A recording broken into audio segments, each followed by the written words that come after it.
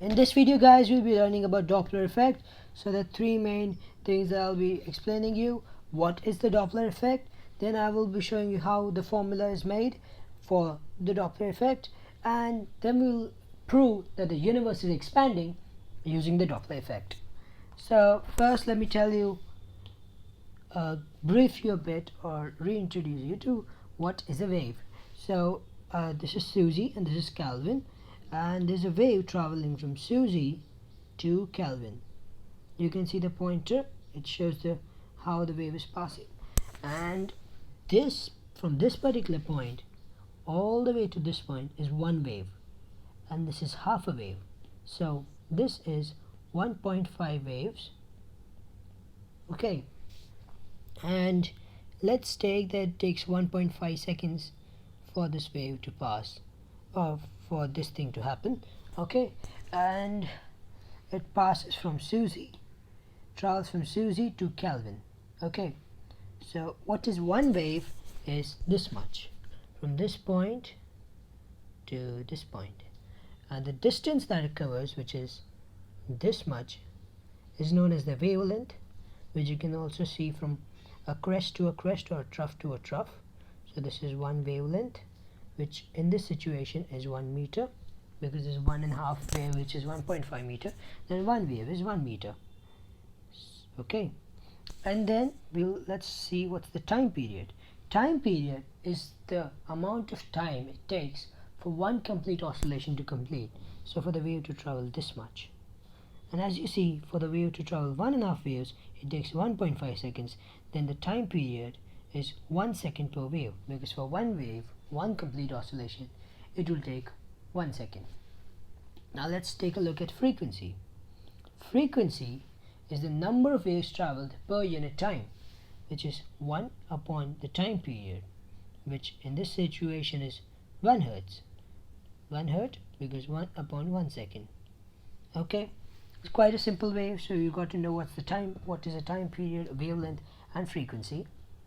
Now for getting to know Doppler effect, we'll have to put Susie and Calvin quite a distance apart, so that we can easily observe them and they can observe the wave. So let's draw wave. So okay, give me a second. This is my equilibrium line, and this is the wave which will travel from Susie to Calvin. 1 wave, 2 wave, 3, 4, 5, 6, and 7. Okay, so as you can see, there's 7 waves traveling from Susie to Calvin, and I'll keep the distance to be 7 meters, but just give me a second.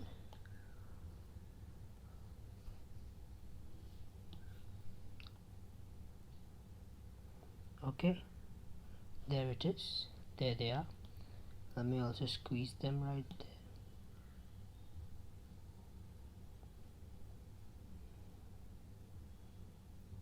Okay, copy and paste. Sweet. So there's a wave which is traveling from Susie all the way to Kelvin, and you can see there are 7 waves traveling, and I'll put this distance to be 7 meters. Okay, as you can see, the frequency is 1 hertz. Of frequency, let's take it to be 1 hertz, and therefore this time it takes for all these waves to travel from Susie to Kelvin is 7 seconds, and the wavelength is how many waves are these? 1, 2, 3, 4, 5, 6, 7. So the wavelength is 1 meter. Okay, so everything is quite standardized. 1 meter, wavelength 1 meter, 1 hertz, frequency. And now what I would like you to do is imagine there to be a spring between Susie and Calvin attached to each of their belts. So attached from Susie's belt to Calvin's belt. Okay, and imagine that spring to be the wave. So I'll draw that spring. Okay, so this is my spring, which is connected to Susie's belt and Calvin's belt. Okay, now we're going to do something fun, which is we are going to move Calvin and we're going to move Susie. So okay, we're going to move Susie towards Kelvin. That's it. This character is going to go about, let's take to almost 3.5 meters towards Kelvin, and let's see what happens to the spring. Okay, so this is my 3.5 meter mark, and Susie's going to go all the way towards Kelvin at this point. Let's see what will happen to the spring. So the spring, which is this, will also get compressed. As you can see, the spring got compressed when Susie came towards Kelvin. Now just observe the frequency and the wavelength of the spring when it is compressed. Okay, the wavelength, as you can see, let me take another marker. Yeah, the wavelength, as you can see, has almost become half of what it was before, whereas the frequency, keeping the time it takes to be the same, the frequency has doubled. As you can see, the waves have come much closer together. So when Susie moved towards Kelvin, the frequency doubled because the distance was half, as you can see, and the spring got compressed, whereas the wavelength halved. Okay, now let me clarify one thing over here. This frequency and the wavelength, you see, which are changing as the frequency, you can see, has doubled and the wavelength has become less, half, is not the actual wavelength and frequency. The actual wavelength and frequency of the wave remain constant. Okay, actual frequency and wavelength remain constant. What has changed is the observed frequency and the observed wavelength observed by Kelvin over here. So for example, you're standing on a road and an ambulance comes by you. Okay, you're standing on a road and an ambulance comes towards you. You'll hear that the frequency or the sound produced by the ambulance keeps on increasing as it gets closer to you, and as the ambulance goes away, it decreases. Similarly over here, this is the observed frequency and wavelength by Kelvin. Now let's make Susie walk away from Kelvin.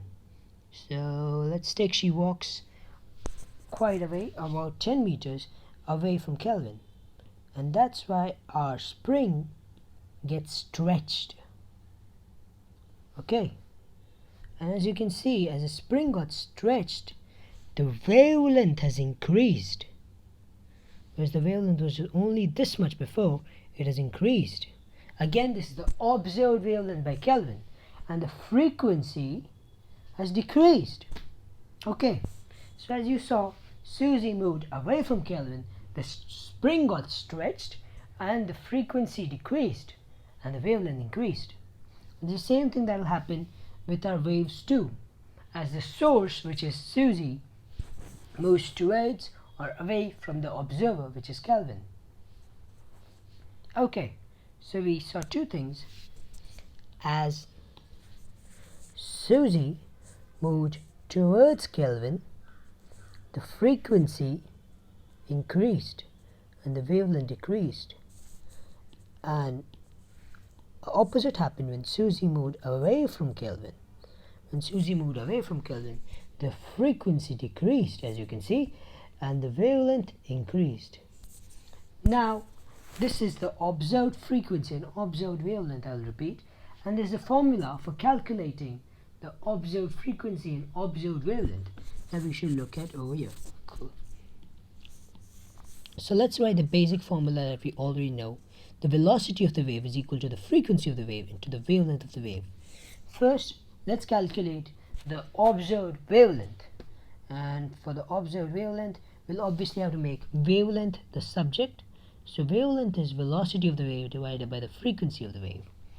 Now, as we saw, that when Susie moved towards Kelvin, okay, so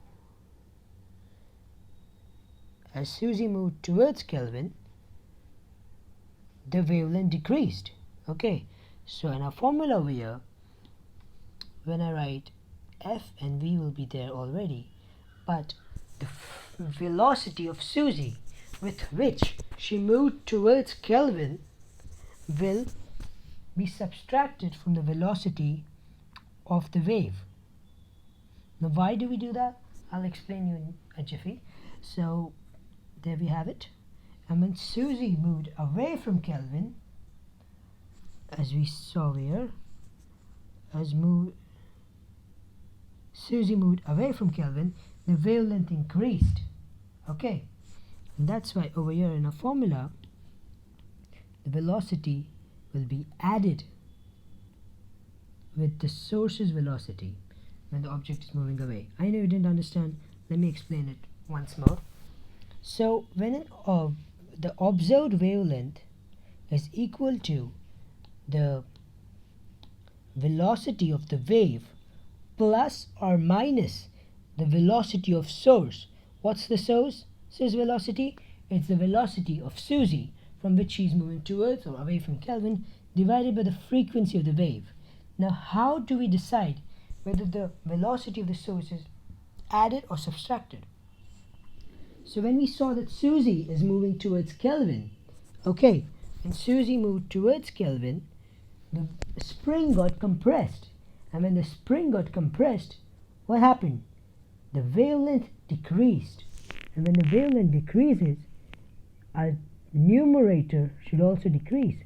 And that's why when the source moves towards the observer, which is Kelvin, what will happen? The observed wavelength will decrease, and thus we should subtract the velocity of the source in the formula. Similarly, when Susie moved away from Kelvin, the spring got stretched, and when the spring got stretched, you can see the wavelength is increasing, and when the wavelength increases, you're calculating the observed wavelength. So numerator should increase, and that's why you will do velocity of the wave plus the velocity of the source divided by frequency. Okay, but our basic formula is that the observed wavelength is equal to the velocity of the wave plus or minus. The plus or minus is determined whether the spring is being compressed or stretched, whether the source is moving towards the observer or away from the observer. And you can easily determine whether it's plus or minus without memorizing that the source is moving away or far away, by just visualizing the spring.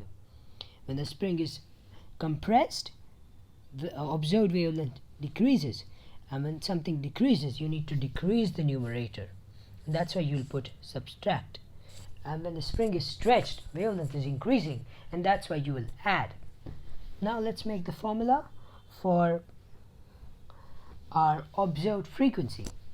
So I will put this in this corner and erase the stuff.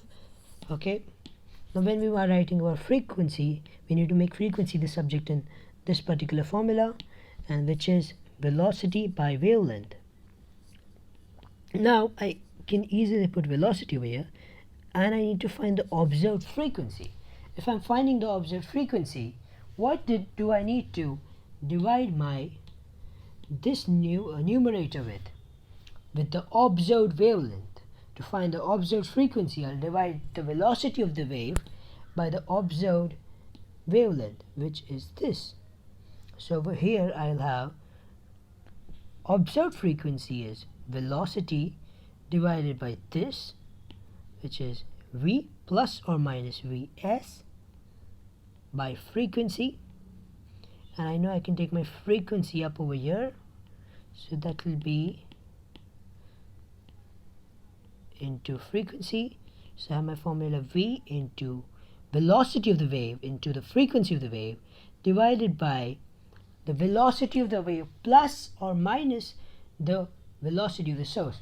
Now again, how do you determine over here whether it's addition or subtraction of the velocity? Let's take Susie and Kelvin's example again. When Susie moved towards Kelvin, what did we observe? The spring got compressed. when the spring got compressed, the frequency increased. And because the frequency increased, I'll need to increase my observed frequency, correct? And to do that, just give me a second. Let me write this. Yeah.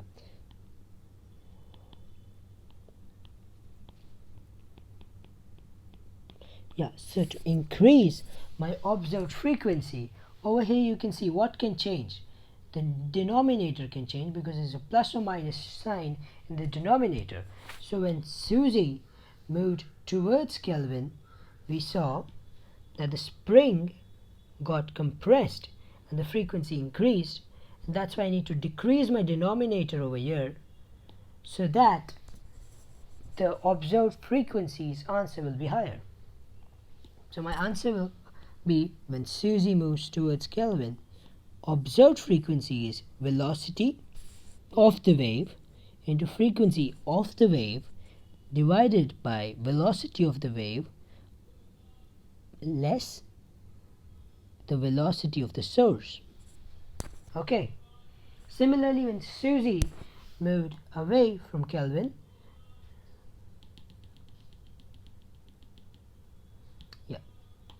when Susie moved away from Kelvin, you saw the spring got stretched and thus the wavelength increased.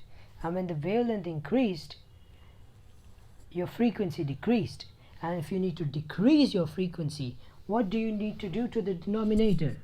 You need to increase the denominator. Okay, and to increase the denominator, what you will do is add the velocity of the source. Okay, so this is how a formula for observed frequency is made. So that's all for the formula. Now let's look at the interesting part about how this Doppler effect proves that the universe is expanding. So let me talk about the electromagnetic spectrum first. This is my electromagnetic spectrum. You might already be knowing about this, but I'll still give you a recap. This is the radio waves, which are the highest wavelength. 10 raised to 6 meters is its limit. And then our microwaves, infrared waves, our visible light spectrum, which ranges from red to violet. And then we have ultraviolet, X-rays, and gamma rays. Gamma rays have the least wavelength. All these different rays and waves in the electromagnetic spectrum have the same velocity. And we know the velocity is frequency into wavelength.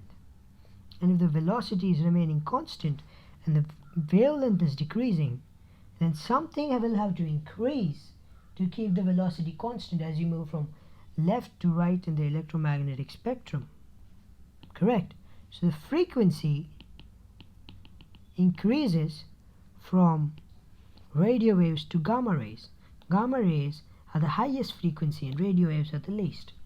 Now for proving how the Doppler effect proves that the universe is expanding, we'll be looking at only the visible light section of the electromagnetic spectrum, which is red, orange, yellow, green, blue, violet, the Vibgyor colors.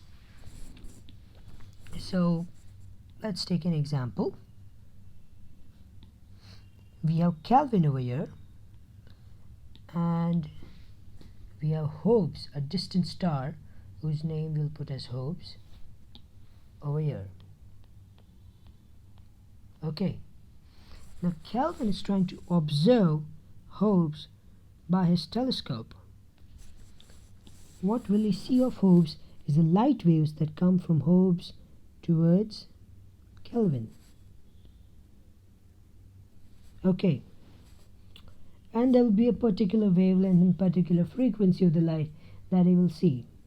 Let's take for example that he sees a yellow light coming from Hobbes to his telescope. But now let's think what would happen if Hobbes was moving towards Kelvin. Okay, Hobbes is moving towards Kelvin. So if there would be a spring between them, imagine this wave to be a spring. What would happen to the spring as Hobbes and Kelvin came together? So when Hobbes would come towards Kelvin, the spring would get compressed. And as you can see, the frequency would increase. What is this? The observed frequency would increase as Hobbes moved towards Kelvin. Now let's look at the spectrum. Which has a higher frequency, red or blue? Blue. So the yellow light would start seeming to look like the blue light because the observed frequency by Kelvin is increasing, and that's why the observed color would shift towards blue. So when a distant object moves towards the observer, so a distant source of light moves towards the observer, a blue shift happens. Why a blue shift? As the name is quite suggestive, because the colors tend to shift towards the blue shade. So this is Hobbes and this is Kelvin. Okay, and if Hobbes was moving away from Kelvin, what would happen? Like blue shift happened when Hobbes moved towards Kelvin. When Hobbes will move away from Kelvin, the frequency would decrease. Okay, because the spring in between them would get stretched. The observed frequency would decrease, and this should result in a red shift. Okay, because red color has a lower frequency, and as you can see, the observed frequency is decreasing. The yellow light will start looking like the red light, and that's why red shift takes place. Now, when a scientist conducted this experiment all around Earth in all different directions they could for all different galaxies, they saw that most of them, or rather all of them, were having a red shift. And what does a red shift mean? That the distant objects are moving away from us. And if everything is moving away from everything, that means the universe is expanding. Cool. So this is all we need to know about Doppler effect. So what we learned is what is the Doppler effect and how you can imagine it using springs. Just think of there being a spring between the observer and the source. Then we learned the formula using the basic formula that V is equals to velocity is equal to frequency into the wavelength. That's the wavelength. And then we looked then we saw that how the universe is expanding and how it's proven by the Doppler effect by seeing a red shift and a blue shift. So as we saw, when objects move away from each other, the spring between them gets stretched. The spring is not something real. It's just an analogy for you to imagine the wave, because you can't see a wave, but you have seen springs. Okay, so the wave between them got stretched, the spring got stretched, and the frequency decreased. And because the frequency decreased as objects move away from each other, redshift took place because red color has a lower frequency compared to the rest of the colors in the visible light spectrum. Thank you guys. I would like you guys to comment below whatever doubts you have, and apart from that, I would love if you guys could comment on how I could make my videos better, because this is my first physics video. Thank you.